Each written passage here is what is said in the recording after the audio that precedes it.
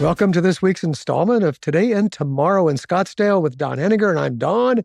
With me always, as usual, is my podcast partner and Scottsdale's King of the Road, Kevin Maxwell. Don, I am way more excited to be here than I normally am. Oh, I love it. We better stop this before we get started.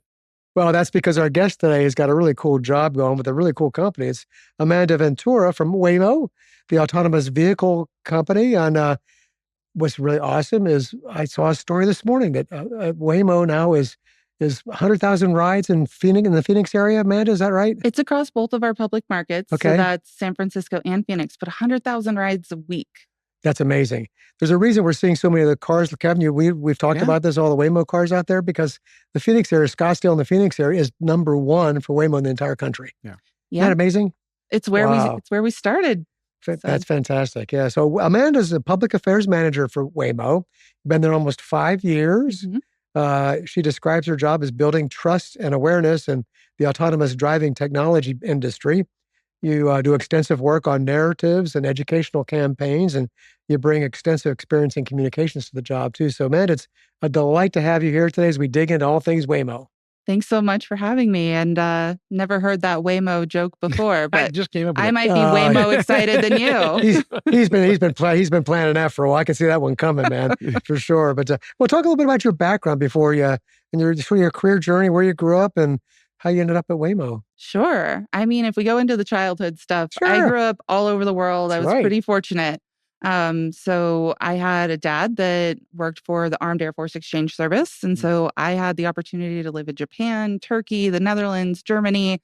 And when it came time to go to college, I was like, where should I go? And he said, Arizona State is the place to be. Because, he was there in the 80s when we were really good at football. Oh. And I was like, sure, that makes sense. And where were you living at the time when he said that? Where were you at?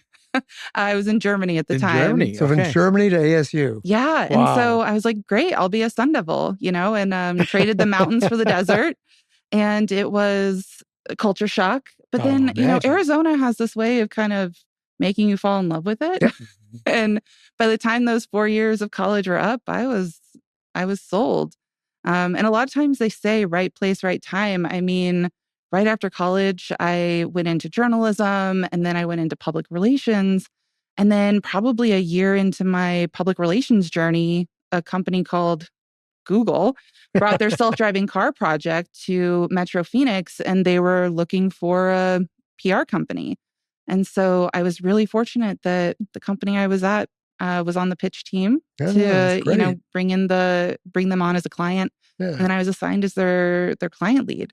So I worked with Waymo for several years before they were, a public ride-hailing service, helping educate reporters and just help people understand this nascent tech. And then, I guess that's background story. So that's fantastic. So a lot of people don't realize that Waymo is a subsidiary of Google. Yep. Which is interesting. And what public relations firm were you working for when you got the client? Yeah. I mean, I'm on a Scottsdale podcast. It was a Scottsdale firm right down the road, Evolve Public Relations. Okay, sure. So it's Jen Kaplan's business. Of course. Yeah.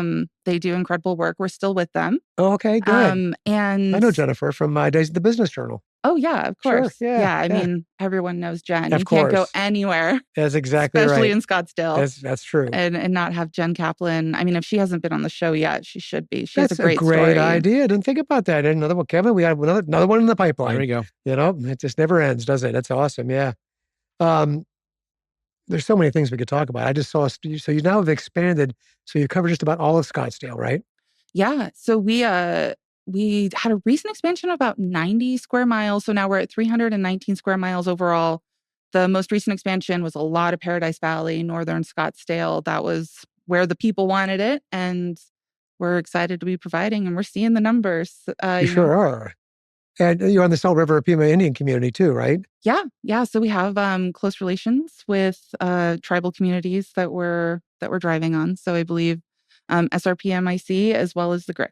Well, that's cool. So what does it take to you go through regulatory channels in each of the cities that you're in? Talk a little about what the regulatory challenges are when you come. Yeah. So self-driving cars, autonomous vehicles are regulated at the state level. Okay. So the reason that Waymo was able to expand so quickly in Arizona is that in 2016, then Governor Doug Ducey signed an executive order that allowed us to drive our vehicles without a human behind the wheel. That was really important if we were going to make progress as a company. And then after several years, we were able to get that codified into law with House Bill 2813. Good memory.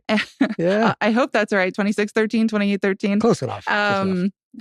Only groundbreaking legislation. And after that, basically everything is regulated through ADOT, the DMV, and that's the case, in the other states where we're also operating. But the regulatory environment, allowed us to hit the ground running in Metro Phoenix. And we work really closely with city staff, wherever we're operating, because it is really important that we're not just coming in and rolling through town and everyone's like, what is that?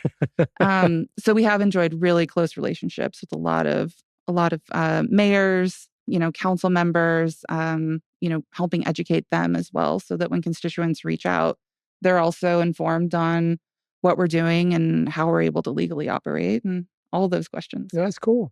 Yeah. So they got Scottsdale down with all the good relationships you got with the Scottsdale city government here, right? Absolutely, yeah. I wanted you to come on because I've had a chance to work with Amanda on a couple other outreach things for Scottsdale Leadership and things like that. But I was really impressed with the promise of safety that Waymo offers, autonomous drive vehicles in general offer. Talk a little bit about that, because they really are safe vehicles. Yeah. I mean, that's what hooked me, telling their story for several years before I went in-house with them. Waymo's technology has potential to save lives and increase independence for people who can't drive, and increase mobility access for people who don't have a vehicle or their nearest bus stop is too far away. There's that first mile, last mile struggle that a lot of people have, even in Metro Phoenix. And so it's that promise of safety that I think actually drives a lot of us at Waymo. The stats, by the numbers, it's really jarring to think that this is the status quo, but there are 40,000 people who lose their lives every year on our roadways. And that's not even the people who are injured. And then of those people who are killed and injured on our roadways, about half of those individuals are people outside of vehicles. So these are pedestrians, cyclists, motorcyclists. So when we take, a deeper look at what is causing those 40,000 deaths every year, 94%, give or take, of those crashes are caused by human choice and error. So that's driving distracted, drowsy, under the influence, and speeding. I mean, speeding's a huge one, especially since the pandemic. We saw huge increases in speeding. And, if you're able to remove the human choice and the human error element from behind the wheel of a vehicle, we could be saving so many lives.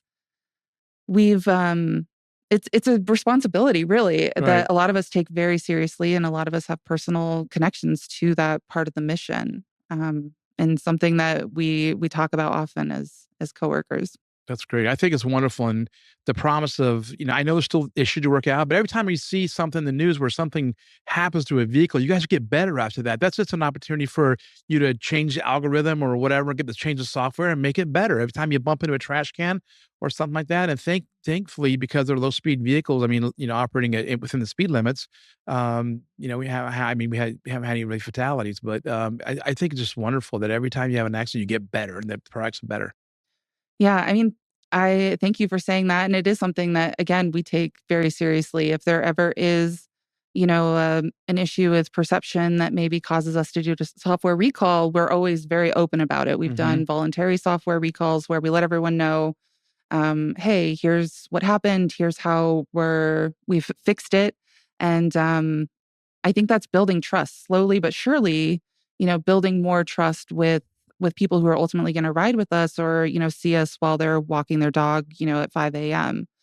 I think that, when it comes to the tech itself, it can be really complicated. But one of the things that I try to help community members understand are the basics, which is we have a lot of hardware on the outside. It's 3 basic components, and they're all kind of a vision system. So We have camera systems, vision system. We have 29 cameras on the exterior of our electric Jaguars. We have LiDAR, which it's like lasers that you can't see, unfortunately. I wish it looked like a disco all the time. But we have lasers that create 3D view of the world around us. That's curb heights, people. We can even tell if someone's looking at us or not looking at us, which is really cool. That is. And then we also have radar. So that helps with depth perception. So how far away are we from each other? How far away is the other car? We can predict how quickly cars are approaching us, which helps us then make informed decisions. Are we going to turn left now? Or are we going to wait a few seconds for this car to pass? And all of that together with our AI system helps us see 360 degrees around the vehicle, full daylight, full darkness, 3 football fields away. And then the predictive technology in the AI system allows us to then safely navigate and use all of that information to make safe decisions. And we are, very proud of our safety record. We've, out of the contact instances or collisions that we have reported, none of them have involved serious injuries. And a lot of times it is, I would say something that we're able to identify and remedy. I've seen you do a PowerPoint presentation and so if we were here, we don't have visual aids, it's a little bit difficult, but you were talking about an incident in Chandler, which was really impressive to me, where a Waymo was coming up to an intersection and actually saw a car that a human wouldn't have been able to see because it was around a corner, right? Something like that. Am I getting it right? Yeah. And the Waymo slowed down, even though it had a green light, had the right of way, because it anticipated that car was going to run a red light, and it did the right thing and stopped. And didn't have an accident. Is that right? Am I doing a good job? Yeah, you did a really good job. A+ for paying attention. Yeah. That's because I was so impressed by that. So, give us a little more context about that. Sure. So what you're describing was our ability to see a vehicle that was supposed to be approaching a red light. There were other cars that were stopped for the red, and cross traffic. And the Waymo technology noticed that the vehicle that was approaching the red light out of field of view from a human's perspective wasn't slowing down. And so we predicted that the car was going to run the red light. And so we were able to adjust our own speed and avoid a collision in the intersection. For anyone who's in the safety world, the intersections are actually one of the most deadliest places to be on the road. That's where a lot of fatal crashes happen. And so we're also really proud of ourselves too, in that any of those instances where we've had a collision, it's never involved a pedestrian or been in an intersection, which is, really important. That's really cool. As we think about kind of the broader safety story there. So take us behind the company a little bit in Arizona. How many cars do you have? Yeah. How many people work for the company? Just give us a little glimpse of what the business looks like here. Yeah, we have a few thousand people. They're not all in Phoenix. As you mentioned earlier, we started as the Google Self-Driving Car Project. So we have a lot of Google engineers that are still up in the Bay Area. But, we have a small cohort here in Phoenix, and we have several hundred cars across our fleet. So those might be deployed in San Francisco, Los Angeles, or Phoenix. We also now have vehicles driving around in Austin, although they aren't taking public passengers just yet. So there where Phoenix was 3 years ago? Phoenix. Sort of? Yeah. Maybe 3 years ago. I feel like it's really hard to compare anything to Phoenix because the journey in Phoenix was the original journey. Oh, was it? Okay. And so, Chandler, Arizona was the first place that had a public ride-hailing service with fully autonomous vehicles. That's a mouthful. Anywhere in the world. So Chandler was ground zero, and we have grown it to incredible heights from a 40 square mile service area to 319 square miles, including the airport. And Sky Harbor is the only airport in the world that has an AV service that comes to the terminals. Really? I just thought of a great question that I can't remember to ask you before because I've known you for a little while now. Did you have anything to do with the Malcolm Gladwell episode of Revisionist History, which was season 5? You waited until I was on a mic to ask me that question? I just thought of it just now. So yeah, I happened to be the comms person who was dispatched to meet Malcolm Gladwell and his producer at Sozo Coffee in Chandler, and it was lovely. Was it? Yeah, it was 2 seasons ago. And the kickoff episode that season was I Love Waymo. And he talked about going to Chandler and taking an autonomous vehicle ride in Waymo. Yeah. I think one of my favorite parts of that podcast was him saying goodbye to Waymo, kind of having that affinity for this robot that's doing these driving operations. But he also had a lot of fun with it too, tossing beach balls at us when I walked away. And he played chicken with the vehicle at one point. So, I think he did mention in the podcast, please don't do this yourself. Right, yeah. But yeah, I think, experiencing the technology is one of the easiest ways for people to get it. And I can't wait for the tech to expand to more places, because once you're in the car, it changes everything. I mean, you've been for rides, right? Actually, I have not. Can you believe that? I can't believe that. I know. I was thinking that yesterday. I was thinking about, I've talked about Waymo so much. I have actually never been in a vehicle before. I'm gonna remedy that this weekend. Today's the day. Yeah, I'm gonna remedy that. Even though I have the ability I'm just gonna halo Waymo 1, right? Yeah, Waymo 1. It's an app. You just take it for a little spin through Old Town. I mean, if you really want to put it through its paces, go through Old Town at night. There's pedestrians. There's these things called rideables with a Y that kind of look like piñatas on wheels. Do you know what those are, Don? No, I don't. Oh my God. You describe it. They're little animals that are like go-karts, sort of. They have engines in them. I've seen those. You've seen those, right? Yeah. But I mean, can you imagine? See, that's something that Waymo's never seen before, right? So here you go. You have Waymo operating in a couple different cities. You have this anomalous, weird thing where these people are riding on, looks like animals. We have 4 wheels on them through downtown. I mean, the car's never seen something like that. But when it does that, then the software engineers are able to program for that so that it recognizes the next time it sees it. So again, instantly better. Yeah. I mean, City of Scottsdale asked us, they go, can you see rideables? And we were like, what's a rideable? and so when I went to engineers and I was like, hey, have you seen these, piñata dragon things with 4 wheels? And they're like, oh yeah. They had? Yeah, they had seen them before. And we call them turbo peds, which are basically road users who are going faster than a pedestrian would. Oh, really? Faster than a cyclist might, because they're motorized. Yeah. So they do go pretty fast. Yeah. And they go in packs, so you've got packs. A lot of they do. They go in packs. It's like a tour, like a Segway tour, but much more fun. Yeah. Probably. That's pretty cool. Yeah, I haven't done it either, so I can't say it's fun, but it looks like fun. Everyone looks like they're having fun when they do it. So what's ahead? How much expansion do you see coming down the road? Are you national, going everywhere, or what's ahead? I mean, we're excited about, just the growth of our service, the riders that are coming and experiencing the tech. I mean, we have riders coming from all over the world to Metro Phoenix. Scottsdale's an incredible destination for tourists from all over, and they come here and they want to use Waymo from the moment they land at the airport to the moment they get to their resort. And so in Metro Phoenix, that's, I'm excited to see us continue to grow and see people who go beyond just using it for the novelty, but using it because it actually integrates into their everyday life. A lot of the organizations I work with are, yes, in the road safety space, as we had talked about, but also in the accessibility space. So people who are blind, people who have cognitive disabilities, people who can't get a driver's license, and you don't need a driver's license to ride with Waymo. They can sit in the front passenger seat, you sit in the back seat. And so this unlocks a lot of opportunity for us to expand our ridership and learn about, how are people who can't drive using this service differently, and what can they get out of it, and how can we continue to evolve a service, to better serve everyone that we're working with.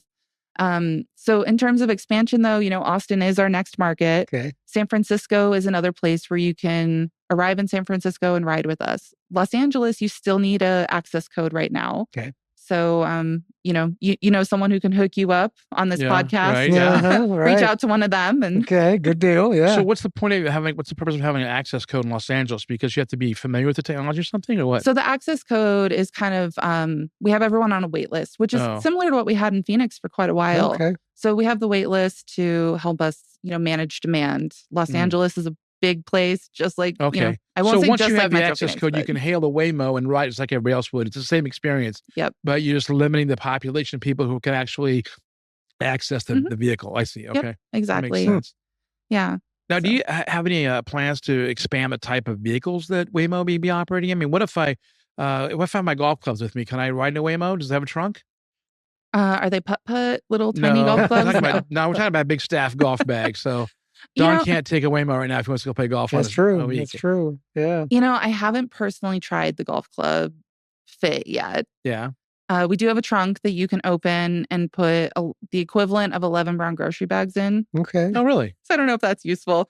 Well, like suitcases and stuff like that, right? Yeah, suitcases. So if you're going to the airport, but maybe your golf clubs could sit in the back seat if you sit in the front passenger seat, depending on kind of how large your bag is. But yeah, the vehicle fleet, or all the vehicles that are in our fleet right now in Metro Phoenix, are the electric Jaguar I-Paces. So it's all going to be that same sedan. What we do also offer is wheelchair accessible vehicles on demand. So if someone contacts our rider support team, they can have a wheelchair accessible van come and pick them up. Those are not driven by Waymo. They're driven by a human that we pay a partner to staff. But I do want people to know that that's also available. Mm-hmm. And then we are working on a purpose-built vehicle that's pretty exciting that has no steering wheel or pedals. It kind of looks like a shuttle bus, but smaller, kind of like a minivan, but futuristic, like minivan Jetson style. That'd be cool. And I'd like to see that. The doors open kind of flush with like the sides of the car or the van. And you get in and it's kind of like, seats facing each other. Oh, really? It's a little bit more space. You can have more people sit, in the area. And the idea is that this would be the car of the future, right? Where you don't even have a steering wheel to tempt you to touch. Because, no one's touching it now in a Waymo. But you don't need it, right? But, there's a lot of kids that are tempted to they're like, I want to touch the ghost wheel. Right. So, but yeah, so that's something we're working on. That's not available in our public fleet yet. But they're starting to hit the roads and it's pretty cool. I'm personally very, very excited about that new car. And that's also electric too. Yeah. How does it feel to work for a company that's on the cutting edge of technology that someday it's going to be ubiquitous, right? I think it will be. Hopefully it will be. Me too. I hope so. It's kind of I'll say it's surreal, but I keep going back to the word responsibility. I do feel like anytime you're working on something where people are getting into this vehicle and accepting a completely new technology, trusting that you're going to safely get them from point A to point B, it's a lot of responsibility. And it's super exciting. And we have a lot of wins that we celebrate, when we get these really exciting metrics, like having 100,000 riders a week. That is cool. Like that gives me goosebumps. I get so excited to think anytime I show up to the airport and there's other cars, other Waymos, and I'm like, you're not my coworker. Yeah. That's that's so exciting to me. And so it is exciting. And you do feel a sense of ownership though, and in the company doing well, and being a good actor and helping people get where they need to go safely. So yeah, I think I don't want to say it's complicated, but it does have a lot of those moments like that where you have to sit down and be like, okay, I'm working on something that could literally be a paradigm shift. Yeah, right. But we also have to do the day-to-day stuff too. Yeah.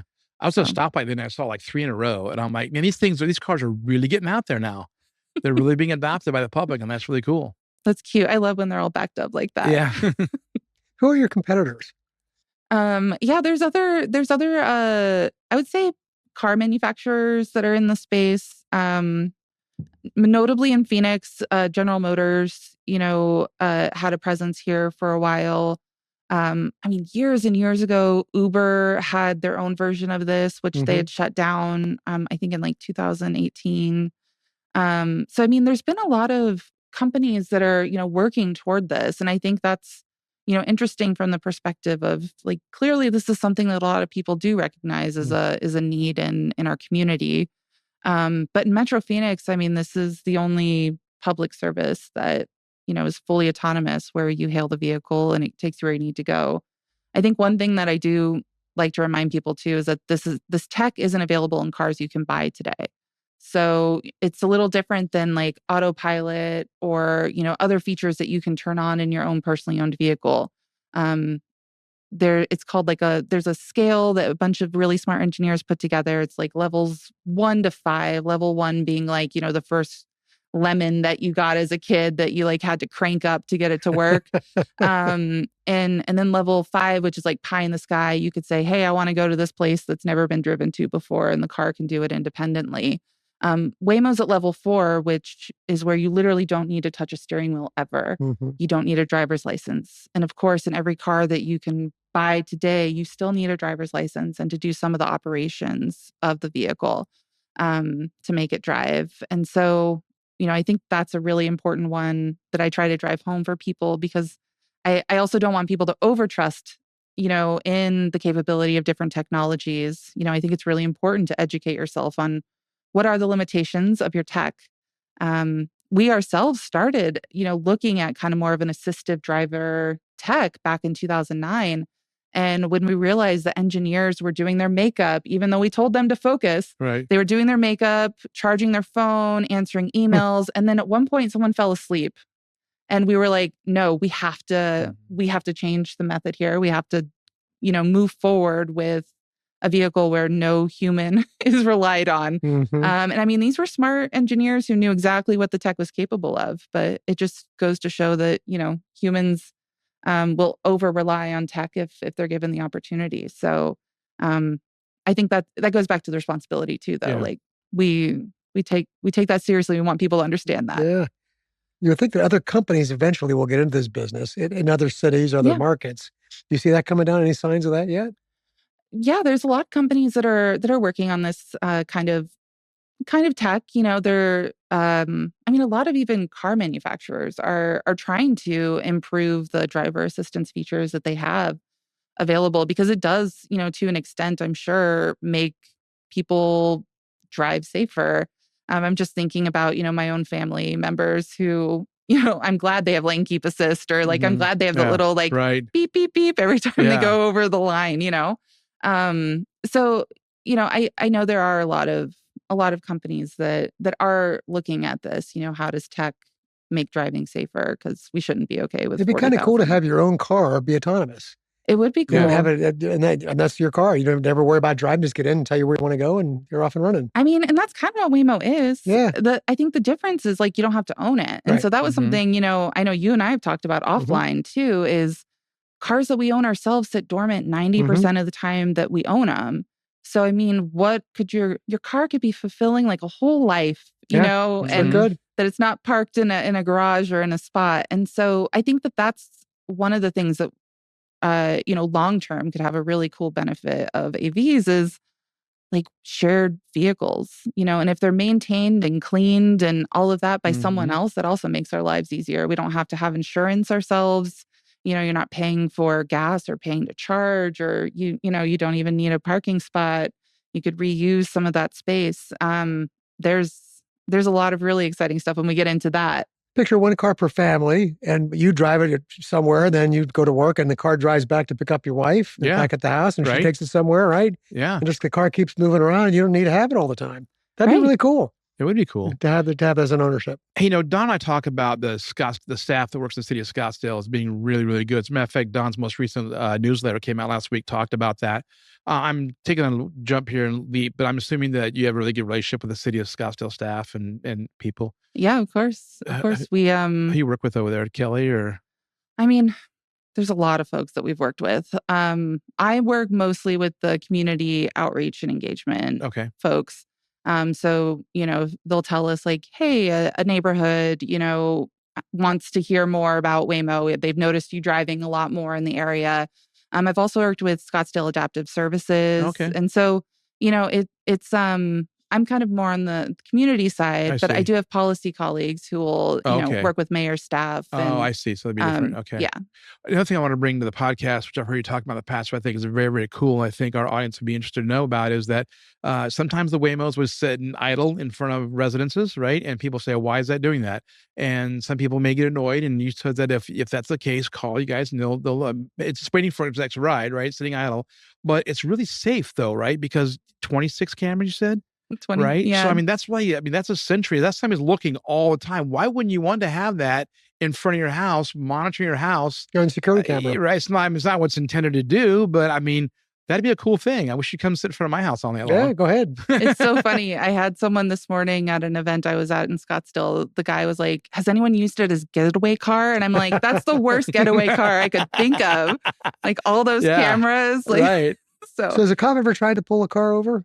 Oh, yeah. So we How's that work? We work with a lot of PD and fire. Yeah. And so if they put on the lights and the siren, our tech knows to yield. Stop. Okay. And it's beautiful because we go all the way to the right, which some people don't know what to do. Sometimes they just kind of pause in the middle of a lane and they're like, I stopped. Yeah. But you're actually supposed to get all the way to the right. Yep. And yeah, we'll pull over and the police know what to do. There's a QR code for them that helps them get the vehicle information. And now, why would they pull over? You're not speeding. You're not breaking the laws. I mean, I don't think the car's even capable of doing that, is it? I mean, no, we aren't capable of speeding, and we do obey traffic laws. It might be getting pulled over, because like we're just pulling over because we're yielding because they're running to an emergency. But you know, it could also be the rider is maybe being a little rowdy. Right. Okay. I'm not looking at ASU students, but I mean, I'm a proud alum. Go Sun Devils. Okay. Now, does the car have the technology? If there was a rider that was being abusive or dangerous or doing something that was not appropriate, could the car pull over and then alert the authorities to come and do something? So if someone doesn't put their seatbelt on, like we'll pull the car over and stop the ride until they do buckle in. They get about 30 seconds to buckle up. Yeah. But yeah, if for example, they pull the car over themselves, we have rider support that'll come on over the intercom and say, hey, are you okay? Is everything fine? Do we need to call, authorities or emergency services? And if the person's unresponsive, we would call 911. Mm-hmm. Yeah. And then, you also have the classic case of, I don't want to put ideas in any kids' heads who are listening to this, but, teenagers that are like hanging out a window. Right. So right. That, I think we have that ability too for the police to make that call. I see. Okay. Yeah. It's maybe required. Okay. The wave of the future is here now. So cool. Thank you. It's so cool to get to learn more about what you're doing. It's really cool. Thanks for asking questions. Yeah, you bet. You guys had some great ones. I keep thinking that eventually the capacity or the capability of the vehicles will be so that it'll reduce the requirements for parking in the future. I don't think we're there yet, but I still am hopeful. Don't you think that we'll get to a place where if you have to build a new building, that you will reduce the number of parking spaces required because a good percent of your residents living there are using services like Waymo? I mean, I hope we get to that point. You see some of that experimentation happening in like Tempe with cul-de-sac. And I mean, I was a commercial real estate reporter for several years and everyone was talking about building up because there's no more space to, build out if you want to be in the core. And I do think, there's been some projects like I think Helios, for example, they built their campus with a parking garage that could be eventually turned into office space when we no longer needed parking garages. So as we have developers that are already thinking about those kinds of transitions. Right. So yeah, I mean, I hope it does happen, especially in places like, Scottsdale where, it'd be great to have more gathering spaces and fewer parking spaces. But until then, use a Waymo. You don't have to think about it. Good thoughts. What a great conversation today. Absolutely, Amanda. Thank you so much for taking the time to be with us and for all the cool work you're doing with us. You're cutting edge, and it's just great to kind of catch up and get a glimpse of what the world looks like from your point of view. Thanks for the time. Absolutely. And thanks to all of you for listening. We're back on track now every week. We're on YouTube now, and we're starting to get cutting edge ourselves, aren't we? We are kind of cutting edge. Wow, that's pretty cool, isn't it? So we'll see you next week, for our next edition of Today and Tomorrow in Scottsdale.